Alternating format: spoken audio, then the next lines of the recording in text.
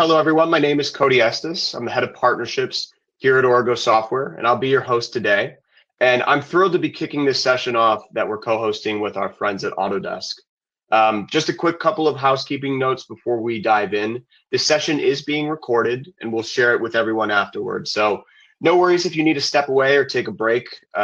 We will send that out to you after the conversation. And secondly, please keep your questions coming throughout. We want this to be conversational. Please drop them into the Q&A panel, and we will get to as many of them as we can before the end. So just to get started here, for those who may not be familiar with who we are, Aurigo builds software that helps large facility owners and infrastructure organizations plan their capital programs with confidence. Our Aurigo Primus platform is purpose-built for capital planning. It's where organizations prioritize investments, build and balance their portfolios, run scenarios, and decide where their dollars should go. Today, we help customers plan and manage more than $550 billion in capital programs across a variety of industries, including transportation, water, utilities, and facilities. And really simply put, our mission is to make capital planning smarter, more transparent, and more data-driven. And that's exactly why we're so excited to partner and to be joined by Autodesk today. Really great planning is only half the story. That other half is execution, and that's where Autodesk leads. Our capital planning lives in Aurigo Primus, and execution lives in Autodesk, and the integration between both technologies is what connects them. We'll take a deeper dive into this partnership later in the session, but the key takeaway is simple. It's two best-in-class solutions working together so organizations can make faster and more confident decisions. And that's why I'm excited to discuss today's topic, which is smarter capital planning for data centers and utilities in the age of AI. I'm lucky to be joined by three fantastic speakers to walk us through all of it. First, from Autodesk, we have Jennifer Suerth, Senior Director of Construction Strategy. In her role, she aligns market insights and product direction to drive innovation across the construction portfolio. With 20 years in AEC, she previously led digital transformation and technology teams at Pepper Construction Group and the Mortison Construction Group, developing workflows that bridged and design and construction. Next, from the Aurigo team, we have Daniel Lubbe, Senior Account Executive on our private sector team. Dan works to help capital-intensive organizations modernize their capital programs. With an engineering background and previous experience at Autodesk, he brings technical experience to infrastructure challenges. Over the past decade, Dan has worked with data centers and energy owners to drive visibility and control through the Aurigo Primus platform. And last but not least, from Aurigo, we have Johann Potgieter, Director of Product Management, who is a civil engineer and software executive with over 15 years of experience driving innovation in construction technology. He holds a PhD in civil engineering informatics, and notably, Johann successfully commercialized the estimating platform Lubbe built, leading to its acquisition by Trimble. Currently, Johann serves as our Director of Product at Aurigo, leading capital planning solutions for both public and private sectors. And with that introduction out of the way, we have a great session ahead, so let's get into it. Dan, I'm going to pass it over to you to take it away. Go ahead, Dan. I appreciate that, Cody. Definitely appreciate everyone who's taken the time to join us today. I think to kind of frame the discussion that Jen and I want to have around smarter capital planning, everyone in this room today knows AI is driving an insane amount of demand for data centers and industrial infrastructure right now. My opinion, the problem is owners are being asked to move faster, make smarter decisions on portfolios that keep getting larger and more complex, right? And a lot of them are still trying to do this with legacy tools and frankly, spreadsheets that really weren't built for this level of scale. So I think, Jen, if you're okay with it, how you doing today? I'll start with you. How are you? Yeah.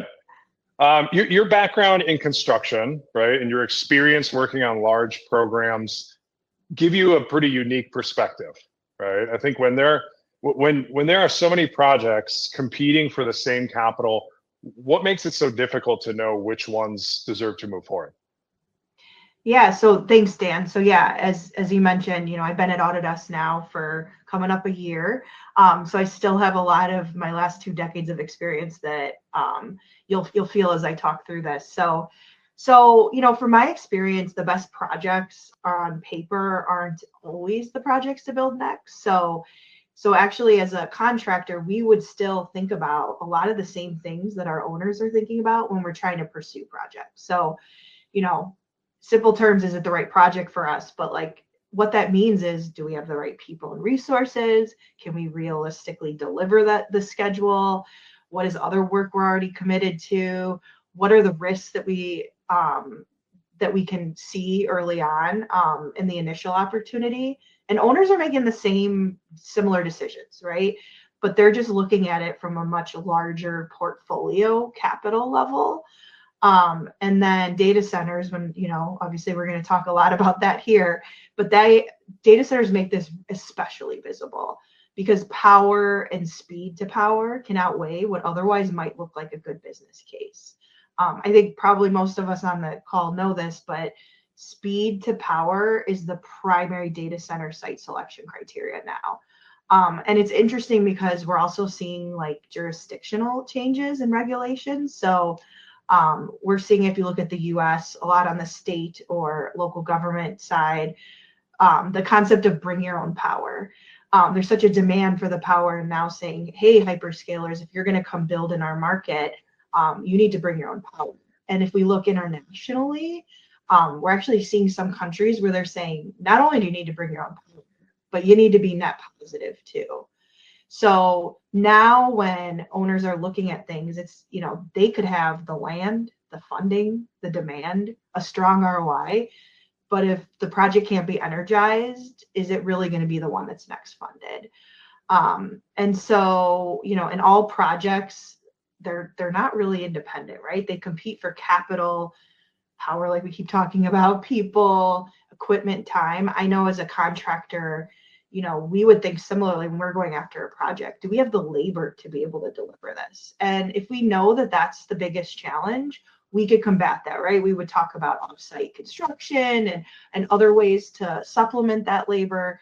Power is a different story, right? And so now that's a shared concern and opportunity, really, for both owners and the ones building it. So essentially every data center project now is becoming also 2 projects, because you have the enabling that needs to happen up front. So which may seem less attractive, but it's really important from an economic standpoint to be able to unlock these multiple projects. So so really kind of bringing it back to why we're all on the phone talking today is, that's why scenario planning really matters. So owners really need to understand the best achievable combination of projects, and not simply looking at projects individually and what has the highest scores.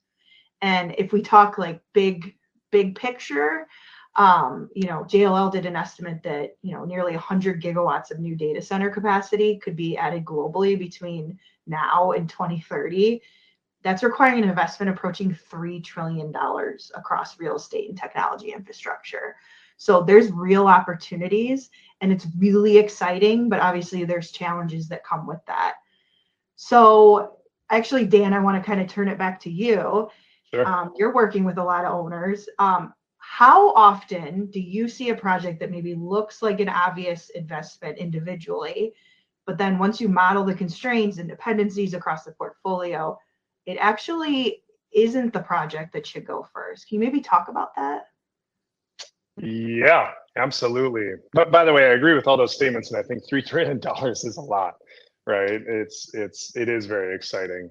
To answer your question, though, I think, frankly, all the time, right? Individually, a project can check every box, right? It can be funded, it can be ready to go, it can even demonstrate a strong return on investment. I think a lot of customers I talk to are always like, this project's such a no-brainer, I should do this one. Until it's kind of sitting next to 15 other projects that are competing for the same capital, right? That becomes a challenge.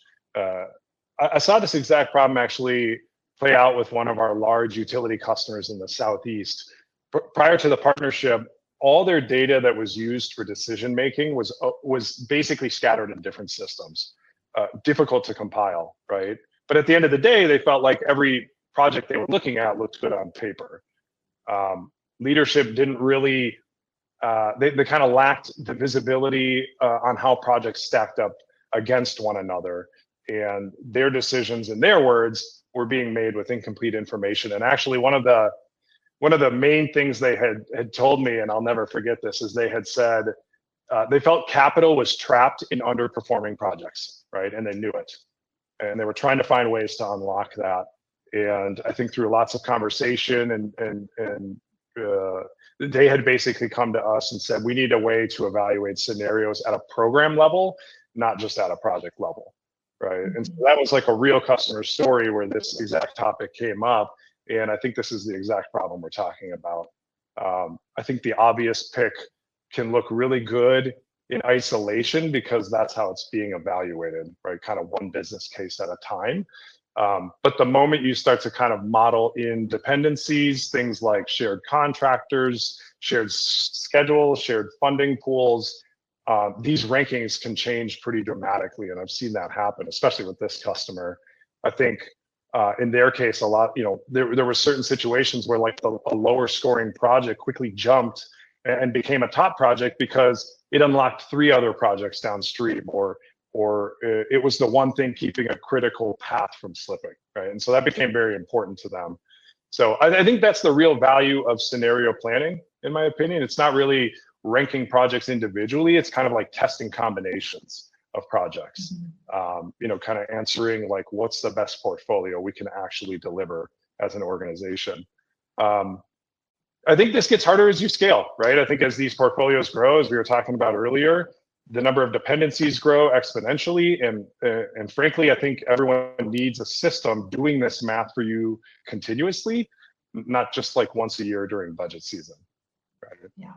So, I mean, I will say the best built plan is still just a plan at the end of the day, right? It's a set of assumptions against the budget and schedule, which gets me kind of curious about your side of it, Jen. When you're coordinating field delivery on a mega project, how much of the original plan survives by the time you typically break ground? And maybe like what happens when it doesn't?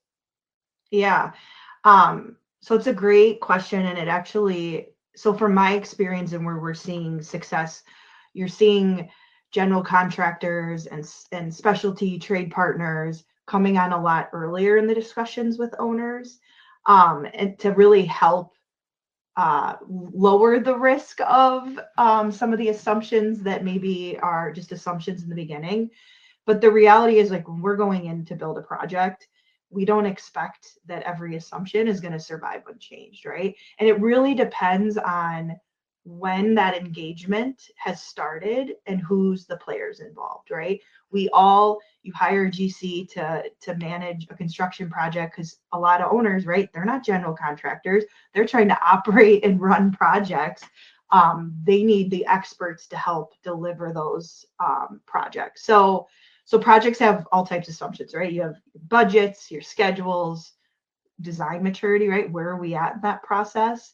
Procurement, labor, permitting, site conditions. And then also we know the reality is that there are going to be requirements and changes as you start building, right? Especially if you look at some of these owners that have bigger portfolios. They're learning from their own projects as well. So, if we're earlier midstream on a project and they found something that was really valuable, they're going to want to, assuming that it doesn't impact delivery dates and things, they're going to want to be able to apply them. So, as a project progresses, assumptions really get replaced with actual information, right? And so that's normal for all of construction. That doesn't necessarily mean something's wrong. And that's also why, when I was a GC, we talk a lot about contingency. And the earlier we were in the process, really the lower that contingency could be, because we had the ability to really start buying things out earlier. You talk about procurement. The earlier you can get things bought, the earlier you can really, guarantee some of those dates. But, when you look back, we were always constantly asking, like, what do we know now that we didn't know at that time. And that's really key, because in construction, like the general contractors are, continuing forecasting, resequencing, mitigating things as things change. And owners need that same mentality at the portfolio level, especially when you're talking the scale of projects that we're starting to see. They may have multiple projects going at once, and honestly, maybe with multiple general contractors too. So they're having to run these scenarios. And one thing that you mentioned, Dan, we're talking a lot about capital planning, but owners have so many complexities, right? The facilities and the operations, they have inputs that matter and affect the planning as well. And so really, when you look at, data centers, that just amplifies all of these assumptions that we have to work to, and really the key parts that anybody that works in that market know is like power and energization dates. I mean, that's critical. What's the equipment availability, especially for the electrical side? What's our cooling strategy? What's our AI rack density requirements? What's a labor and construction cost looking like? What is the commissioning process? So scale really matters. So when you think again about these hyperscaler programs, just as an example, just throwing rough numbers out, but like on just 100 megawatt of capacity, if you just look at like construction cost assumption and it moves by, let's just say $1 million of construction cost per megawatt, that's $100 million change in your capital requirements that somehow has to come from somewhere. So additionally too, you look at utility energization, like if that slips 6 months, that has real impact on that project, but also your overall capital. So projects, while they're starting to think about resequencing and they're really looking at cash flow, owners need to think about, whether the capital should stay in that project or be reallocated. And, you look at other parts of the world, there's obviously other factors, geopolitical factors and things. You look at other markets, outside of this, there's times projects are having to go on pause for maybe reasons that can be controlled or otherwise. And so that needs to play an impact on that. So really, like, the problem isn't the original plan, right? It's executing the reality. So I do think too, like, and part of why this conversation is exciting is, and I look at me leaving industry coming to Autodesk, when we're looking at project execution, being able to, we're talking portfolio level and we're in this conversation, but when you look at the project, if you're a general contractor, being able to take what's happening and then tie it into your estimating process and then tie it even further to how you design to really have some of that in mind. That's the vision. That's that story that, Autodesk, we really believe in, and that's where we're headed with our products. So now when you take it back with the owner side, and that's where you guys come in with Aurigo, is that just needs to even be scaled higher when you look at capital planning. So, Dan, I'm curious, just real quick, like when something changes in execution, whether it's a forecast change, a date changes, whatever the case may be, because changes happen, how are you seeing owners get this information back into the capital plan today? And maybe also, I'm curious too, like how they could be doing a better job at this. I know from my experience, we're seeing transitions in facilities and how whether it's a personnel transition or people are wanting to work different. So I'm just curious what you're seeing and maybe ways that they could be doing things better today. Yeah, it's a great question. Probably a question that a lot of people are trying to wrestle with, right? That are on this call today. I think my head always, I think before I answer the question, just some context for the audience so that my answer makes more sense. Both Aurigo and Autodesk are a part of an organization called CII, or the Construction Industry Institute. If you don't know it, it's a collection of kind of owners, constructors, and technology partners who pool research together to form best practices across capital programs. And I think that's a good question, because this topic has been researched, across industry, right? And bringing in all minds from different walks of life related to construction. And I think to answer your question most directly, you know, changes in the field, most owners are still kind of tracking this stuff backwards manually to the planning teams, right? It's like a phone call, it's an email, or frankly, it's like an Excel update that gets looked at semi-frequently on like a scheduled plan review, right? Which could be quarterly, twice a year, once a year, right? I think by the time that information finally lands into the hands of the people responsible for funding that would maybe make a change based on those conditions that you were highlighting, the information is typically already stale, right? And I think nearly every customer I talk to, it's like, that is our big problem, right? We can't pivot fast enough because of that issue. And so the reason I bring up CII's research is because they actually back up this problem, and they state that improving the effectiveness and efficiency of a capital program comes down to connecting business planning to the project teams actually delivering the work, right? So similar to what you were talking about of connecting like design, estimation, construction, let's also connect planning into that workflow, right?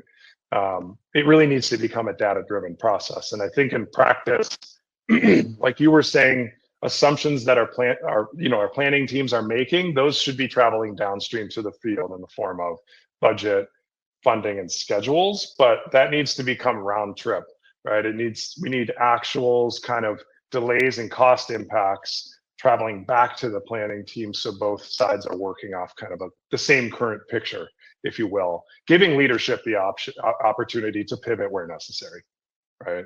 That's kind of how I see it. We have a few questions in the chat for the group, so I'll cherry pick a few here. But perhaps, Dan, I'll start with you. So the question is, we manage 200 plus projects across multiple data centers. How long does it typically take an organization like ours to see ROI from implementing this type of planning solution and connecting it to our existing formal workflows? Good question. I would say, so from an implementation perspective, I think owners leveraging plan are probably going to see some initial value pretty quick, right? When you are consolidating, say, 200 plus projects into a single view, it typically exposes conflicts and maybe some misprioritized projects immediately. So there's value in that right out of the gate. But I think when it comes to like scenario planning, that's typically going to take a little bit longer to implement, right? You have to have kind of budgets and assumptions loaded into the system, and that could take a couple of months typically to get to that point. Connecting to Forma downstream, obviously if you have critical projects that need to be connected up front, like we typically focus on the high priority projects right out of the gate. So that can take some time, but the integration is out of the box. Similar to what Johann showed, it's quite easy to push information from plan into Forma and then back and forth once you have cost codes kind of aligned on both sides. I think like a full portfolio level kind of return on investment probably shows up once you've run a complete planning cycle, right, live across all of those projects. That's probably when most people will see kind of like that higher level ROI, if that makes sense. Yeah. Understood. And the second question here, this is for Johann. Can you link cash flow to schedule or dates? I'm in Primus. Yes, you can. So you can absolutely link your cash flow to dates for sure. That's ultimately how we derive our cash flow. So yes. Great. And it looks like we have one for Jen. From a field team perspective, once a project publishes from Primus to Forma, how much extra work does it add to our daily workflow? Can we just are we just getting another system to log into? Yeah, that might be one for both Jen and Johann potentially. Yeah, I mean, I think that's a great question, right? Like, so the people that are kind of responsible for the capital planning are not necessarily the same people executing the project work. So I think what's critical, I know Johann showed a little bit of this, but really the goal is like, when you look at the field, they're working in Forma. They don't need, nor should they be going back into Primus to do anything there, right? It's a different person that's actually doing that work. So from that perspective, you're not going into another system. And you know, when at Autodesk, like when we look at our partners, and Aurigo is one that we have a really strong partnership, hence why we're on this call. Really, that integration is very seamless for the end user. Obviously, not every tech has that same relationship, but for this, we do. And so that goal is, as if you're in the field, you're working to the latest information, but you don't even need to really be aware or engaging with Primus. And that's really the beauty of it, because you don't need to do that. So I don't know, Johann, if you have anything to add, but I know you definitely showed how it looks just to get it in there. No, I think that was perfect. I agree with everything you said there, Jen. It's basically your field personas really don't ever have to log into Primus. They can really live within Autodesk. So that's really the beauty of it. The personas live in their own ecosystems effectively. Yep. We have another question that just popped into the chat. So AI data centers and power utilities are considered critical infrastructure in North America and globally. Speed and delivery is important. How would an owner on both DC and utilities benefit internally and externally with cap planning and a PMIS combined? Perhaps I'll give that to Jen and Dan. I could probably start. I think it kind of comes down to governance. Governance is very critical. I think if we all have someone to answer to as an organization, right? I think it could be your board, it could be investors, it could be a commissioning agent, it could be a rate case commission if you're a utility, right? And I think every decision when these two systems are working with one another has a clear trail back to the assumption that drove it, right? So when someone asks, like, why did we fund this and not that, you actually have an answer for it.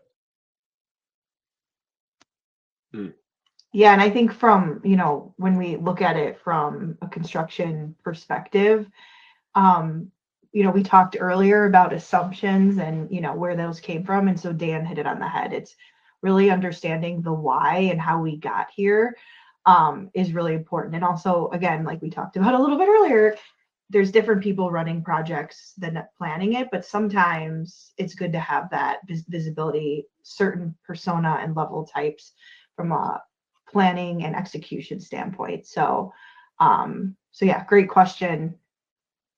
Thank you. Yeah, we have just a couple more here. So looks like a question for Johann. You mentioned the AI scenario planner. How does it actually work? Does it just optimize for ROI, or can you factor in other strategic priorities or constraints that we would care about?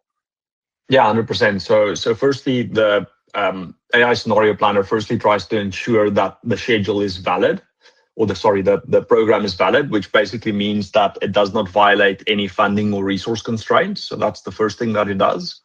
And then secondly, the objective that you're trying to optimize for can vary. So we support various different optimization metrics. This could be something like ROI. It could be, for example, carbon emissions, or it could even be something like in the public sector, potentially, you know, the ultimate utilization of your funds, right? So we've got various different objective functions that we support. Our AI assistant will extract the objective from your conversation. It will run it through optimization algorithm, and that will ultimately produce the program for you. And the final question that we have is, community engagement is pushing back on data center development in the US. How would this help owners manage conversations for not only communities, but also from a planning perspective? Dan, I think that's one for you. Actually, I might turn this one to Johann. He probably has a better answer for this. Yeah, perfect. So I think that's a very relevant question in today's day and age. I know there is a lot of community pushback within the data center space, and Aurigo actually has a dedicated community engagement portal, and we can connect this to our capital planning. And what this basically does is we can do a sentiment analysis on what the public is saying in that area. And that can be one of the inputs that you utilize to prioritize your projects. So we really try and look at a variety of things when we prioritize projects. It's not only score or just ROI. So we can utilize that community engagement and actually surface that in your planning process and actually take that into account when you prioritize and set up your portfolio. Great. It doesn't look like we have any more questions from the group. So I think I'll close us out here if there are no others. I just want to thank this group here, Jen, Dan, Johann. Really appreciate each of you sharing your expertise today. And thank you to the audience, wherever you're watching from, for joining us. We certainly appreciate your time and attention. Just a couple of housekeeping reminders before we let you go. The session, again, it was recorded. So if you need to rewatch anything or share it with a colleague who couldn't make it, we'll be sending that replay, as well as the slides to everyone who registered. And it looks like we did get through all of the questions today in the panel, but if there's one that you're thinking about or want to follow up with, please feel free to reach out. We will be following up with each of you to have a longer discussion. With that, again, thank you everyone for spending the time and some time out of your day with us. We hope to see you here at the next one.